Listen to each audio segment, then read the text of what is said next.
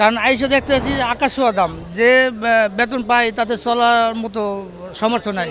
বর্তমান শাকসবজির দাম অনেক বেশি, বৃষ্টির কারণে সবজি কম আসতেছে। হ্যাঁ, মানে প্রতিটা সবজি মোটামুটি 20 টাকা 30 টাকা বেশি আর কি। এখন খামেরা তো দাগ হয় কিভাবে? এই যে ভাবি, দাগও যাবে রাগও যাবে, নিন চাকা সুপার হোয়াইট। এটা শুধু বাড়ার কারণ সব দিক দেখতে হয়। যে ফলায় তারও একটা মজুরি আছে, যে ফলায় তারও মজুরি আছে, তার কষ্টের ফল যদি তারপরে একেবারে এমন কিছু হয় না যে বাজেটের বাইরে চলে গেছে, বাজেটের মধ্যে আছে, এখনো চলা যায় সুন্দরভাবে, নাগালের মধ্যেই আছে, তেমন কিছু বাড়ে না। এটা বাড়ছে হয়তো যে জায়গায় জায়গায় বন্যা হয়েছে, অনেকটা ক্ষতিগ্রস্ত হয় বৃষ্টির কারণে, এই জিনিসটা হয়েছে। এটা হইতো না, তেমন বাড়ে না জিনিস। শাকসবজি তেমন একটা বাড়ে না, হয়তো 20 টাকারটা 30 টাকা হয়েছে, ওই 20 টাকারটা 50 টাকা হয় নাই, এমন কিছু হয় নাই। নিত্য প্রয়োজনের জিনিসের দাম সবসময় বেড়ে যাচ্ছে, আজ পর্যন্ত কোনো সরকারের আমলেই ঠিক হয়নি, এখন তো আরও বৃদ্ধি। এখন আজকে কাঁকরোল 100 টাকা, পটল 60 টাকা, তারপরে এই যে আপনার করলা 80 টাকা, একমাত্র পেঁপে আছে 30 টাকা দাম, আর কোনো কিছুই নেই। বর্তমান শাকসবজির দাম অনেক বেশি, বৃষ্টির কারণে সবজি কম আসতেছে কারণ বাজারে। এখন বর্তমান বাজার রেট বলে দিচ্ছি আমি, হচ্ছে আমাদের দোকানে পটল বেচতেছি 60 টাকা কেজি, ভেন্ডি বেচতেছি 60 টাকা কেজি, বেগুন 140, আর একটা আছে খালি 80 টাকা কেজি, পেঁপে 30 টাকা কেজি, লাউ 60 টাকা পিস, ফুলকপি আছে 40 টাকা পিস, আর শসা 70 টাকা থেকে 80 টাকা কেজি, আর হচ্ছে কাঁকরোল বর্তমানে 100 টাকা, উস্তা 80 টাকা, আর করলা হচ্ছে 60 টাকা, সিম 260 টাকা। আর টমেটোর দাম বাড়ছে, টমেটো বর্তমান আজকের বাজার হলো 180। এই বর্তমান বাজার। মরিচের দাম আরও বেশি, কালকে বেচছি মরিচ বেচছি 220, আজকে হলো 320 কেজিতে। এক রাতের মধ্যে 100 টাকা ডিফারেন্স হয়ে গেছে, এই বর্তমান বাজার আর কি।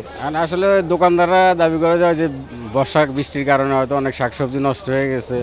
এখন আসলে যে আমরা তো সাধারণ ক্রেতা, এখন তারা যেটা বলে সেটা তো আমাদের বিশ্বাস করতে হয়, ঠিক আছে না? যেমন এই 4-5 দিন আগে ভেন্ডি কিনছি 40 টাকা কেজি, আজকে কিনলাম 70 টাকা কেজি, কেজি 30 টাকা বেশি। হ্যাঁ, মানে প্রতিটা সবজি মোটামুটি 20 টাকা 30 টাকা বেশি আর কি। এখন ওরা দোকানদাররা বলতেছে এটা বৃষ্টি বর্ষার কারণে হয়তো বা অনেক সবজি নষ্ট হয়ে গেছে, যেমন এই কারণে হয়তো সবজির দাম বেশি আর কি। এখন তো সামনে, এখন তো আসলে সবজির আমদানি বেশি হওয়ার কথা, দাম একটু আগে থেকে কমার কথা, কিন্তু আমরা তো সেই সুবিধা পাইতেছি না। ক্রেতা মানে দোকানদাররা যা বলে সেটাই তো আমাদের বিশ্বাস করতে হয়। কাঁচা শাকসবজি মোটামুটি সব কিছুর দামই বেশি।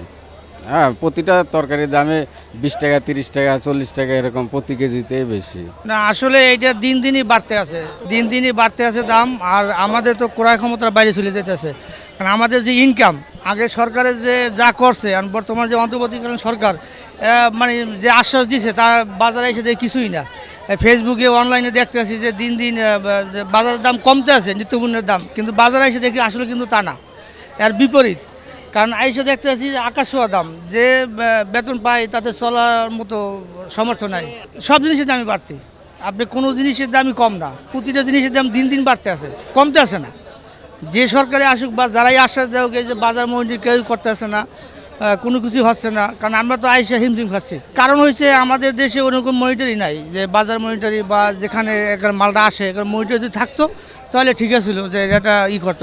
নিয়ন্ত্রণে আসছে না কেন এটা সরকারে জানে, কারণ আমাদের পাবলিক তো আমরা সবার কাছে মানে ধরা খেয়ে বসেছি, যে পাবলিক তো কারো কাছে যাইতে পারতেছে না। আমরা মিডিয়া আছে, মিডিয়ার মাধ্যমে পাবলিকের কথাগুলো তাদের কাছে পৌঁছে দেবেন, তারা আমাদের যদি তাদের অন্তঃস্থল থেকে আমাদের যদি কিছুই করে তাহলে আমরা বাঁচতে পারবো।